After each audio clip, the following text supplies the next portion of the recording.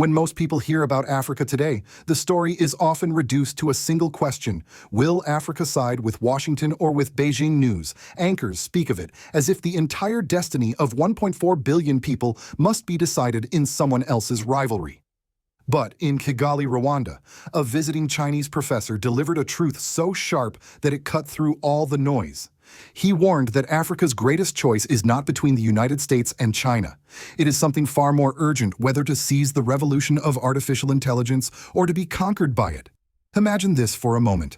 Around the world, machines already think, trade, diagnose illness, and even fight wars faster than any human mind can keep up with. And yet in villages across Africa, children still struggle to study by candlelight because the power grid doesn't reach their homes. This is not just a gap in wealth, it is a gap in survival. The professor called it an AI divide, a new frontier of inequality. Those who master the tools will rule. Those who fall behind will not only lose their future, they risk surrendering their sovereignty to technologies controlled by others. But his message was not despair. He reminded his audience that China in 1978 was poorer than Rwanda is today. Yet within one generation, it transformed into a global power. If that was possible for China, why not for Africa? The key, he insisted, is to reject false choices, invest in development, and believe that Africa has the right to speak for itself in the councils of the world. So here is the question that lingers for all of us. Will Africa step into the age of AI on its own terms, or will it remain a spectator while others decide its fate? Please share if you feel that you are one of the first to know about and support President Ibrahim Traoré. And subscribe if you believe that the truth is more important than the headlines. When the Chinese professor rose to speak in Kigali, he didn't wrap his words in politeness. He called this moment by its true name, the age of artificial intelligence. For Africa, this was not a distant forecast. It was a storm already here. AI now drives markets, shapes armies, manages health systems, and even influences how children learn. The professor's warning was simple but terrifying. Africa cannot afford to be left behind. He described a world dividing into two classes. On one side are those equipped with AI people, with tools that can process oceans of data in seconds, governments that can monitor society with algorithms, companies that can innovate at lightning speed. On the other side are those still recording information by hand, waiting for power grids to reach rural areas, and sending paper documents across dusty roads. This, he said, is not just a gap in technology. It is a new kind of colonization where nations are ruled not by foreign armies, but by machines they do not control. To make the message concrete, he painted images of daily life. A young farmer in Nigeria may experiment with AI-powered apps that predict rainfall, but his success is still fragile, built on patchy internet and limited funding. A startup in Kenya may use algorithms to improve mobile banking, but it competes against global corporations with billions in resources. These sparks of innovation are real, but compared to the thunderstorm of Silicon Valley or Beijing, they are easily drowned out. And yet, this was not a speech of despair. The professor did not say Africa was doomed. He insisted the continent still has a choice, but not the luxury of delay. AI does not wait. The revolution is already sweeping forward, and every month lost pushes Africa further to the margins. The professor's lifeline was clear: embrace open-source AI. He pointed to new platforms emerging in China, such as DeepSeek, which allowed developers to access powerful tools without the crushing costs of proprietary Western systems. For Africa, where public budgets are thin and universities often underfunded, this could be the difference between exclusion and participation. Open systems lower the barrier to entry and invite African thinkers, coders, and entrepreneurs to step into the arena. The professor's message was sharp. If Africa wants to escape technological colonization, it must learn to stand on the shoulders of open source, not wait for charity. But he pressed deeper, moving beyond the technical. AI, he said, is not just a set of machines, it is a test of sovereignty. Will Africa once again allow others to define its role, or will it seize this moment to define its own destiny? He warned that if African leaders hesitate, the gap will grow so wide it may never be crossed. If they act, however, AI could become the engine of a new renaissance, accelerating agriculture, healthcare, education, and governance. The urgency of his words landed heavily in the Kigali audience. Rwanda itself is a nation that rebuilt from unimaginable tragedy. Its people know what it means to start from the ashes. The professor reminded them that transformation is never easy, but it is possible. He reminded them that the miracle of China did not begin with wealth, it began with belief, discipline, and a plan. And he challenged Africa to follow the same path. This was the heart of his message. The A revolution is not waiting for Africa. Either the continent joins now with courage and vision, or it risks watching the future unfold without it. The professor's words reached their sharpest edge when he shifted from technology to politics. He looked at the Kigali audience and declared, "Do not be forced by any other country to make a choice which will not serve your fundamental interest." The hall fell silent, because this was more than advice, it was a reminder of Africa's long history of being used as someone else's battleground. During the Cold War, Africa became a chessboard. Washington and Moscow armed rebels, funded coups, and backed dictators. The price was paid not in theory, but in African lives, millions displaced, generations scarred. Today, the professor warned the danger of repeating that cycle is real. The names have changed now, it is Washington and Beijing, but the trap is the same. If Africa lets others dictate its choices, it risks losing not only its future, but its very sovereignty. His words struck like lightning, because they broke through a false debate so often heard in media: should Africa lean toward the United States or toward China? He dismantled the illusion. True independence means judging partners not by their flags, but by their deeds. Who builds the power plants? Who creates the jobs? Who strengthens Africa's capacity to stand on its own? Those are the questions that matter. The professor was blunt. If the United States insists only on lectures, sanctions, and hollow promises, then following its lead serves no purpose. If China builds infrastructure, roads, bridges, factories that genuinely empowers Africans, then partnership makes sense. But he added a sharp warning: if China ever strays into exploitation, Africa must be ready to walk away. Alliances are not sacred. They must be judged again and again by results. This was the emotional climax of his speech. He was not only talking about machines or algorithms, he was talking about dignity, about Africa refusing to let external voices decide its worth. He urged Africans to use their own judgment, their own brainpower, instead of being swayed by outside pressure. True independence, he reminded them, is not about waving a flag of freedom won decades ago. It is about breaking free from the mental colonization that convinces Africans they cannot decide for themselves. The reaction in the room was powerful. Many in the audience nodded, some scribbled furiously in notebooks. For Rwanda, for Ethiopia, for Burkina Faso, nations that had already stood up against overwhelming external pressure, the message resonated deeply. Ethiopia pressed ahead with its Grand Renaissance Dam despite protests from powerful nations. Burkina Faso, under President Ibrahim Traoré, rejected military partnerships that failed to deliver real security, instead seeking partners willing to build infrastructure alongside defense. These were not random acts of rebellion. They were living examples of the professor's principle: Africa first, everyone else second. And yet his message was not one of isolation. He made it clear Africa must open its doors, but only wisely, to those who build, not those who manipulate. To those who offer power plants, not sermons. To those who lay down railways and fiber optic cables, not to those who demand loyalty in exchange for empty words. This is not about shutting the world out, it is about choosing who deserves to come in. For the people of Kigali, the climax of his speech was not just in the words, but in the comparisons he drew. He said plainly, Kigali today is in better shape than China was in 1978. The room stirred. Some gasped. Could this be true? He insisted it was. China, just 46 years ago, was poorer than Rwanda is now. Its roads were crumbling, its economy agrarian, its cities fragile. And yet within one generation, it transformed into a powerhouse. If China could do it, why not Africa? That was the peak of his argument. Africa's destiny is not to remain behind. The real question is whether its leaders will have the courage to seize the moment, or whether history will repeat itself with Africa once again treated as the stage for someone else's rivalry. The professor's challenge carried consequences far beyond the lecture hall. If his warnings about AI sovereignty and false choices are ignored, the costs will not be paid by diplomats in conference rooms. They will be paid by ordinary African citizens in villages, in schools, in marketplaces where the struggle for survival already feels relentless. Imagine a young student in Burkina Faso who dreams of becoming a doctor. Without electricity, she studies by candlelight. Without internet access, she cannot reach the libraries of the world. And as AI transforms medical training across Europe, America, and Asia, she risks being locked out of a future that others take for granted. That is what the professor meant by an AI divide.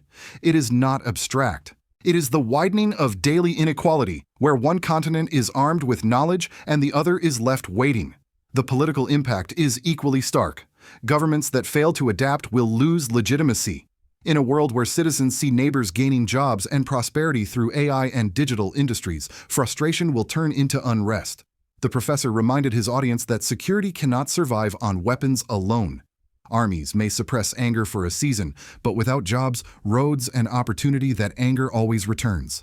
The Sahel today stands as painful proof. Billions spent on foreign military partnerships, yet insurgencies still thrive because poverty leaves young men with no alternatives. But there is another path, and the consequences of embracing it could be transformative. If Africa harnesses AI through open-source platforms, if it invests in electricity grids, universities, and industrial hubs, then the political landscape shifts dramatically. Leaders will no longer be seen as dependent administrators of foreign aid, but as architects of genuine progress.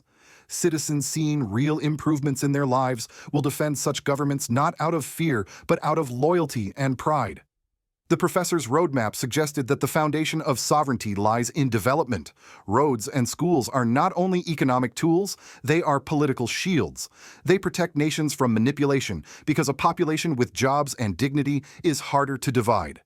Rwanda's recovery after 1994 proved this truth. Stability was not built by guns alone, but by institutions, clean streets, and functioning services that gave citizens hope. At the continental level, the consequences are just as profound. Africa's exclusion from permanent membership on the United Nations Security Council, despite representing nearly a fifth of humanity, is more than a diplomatic insult. It is a continuation of colonial logic. Decisions about African wars and sanctions are made without African voices in the room. The professor argued that this must end. A stronger African Union, united and confident, could demand a permanent seat. But only a continent that proves its strength through development and technology will command respect rather than beg for recognition. This is why the professor's warning resonated so deeply. The civil and political consequences of ignoring his advice are devastating: growing inequality, unstable governments, and another cycle of dependency.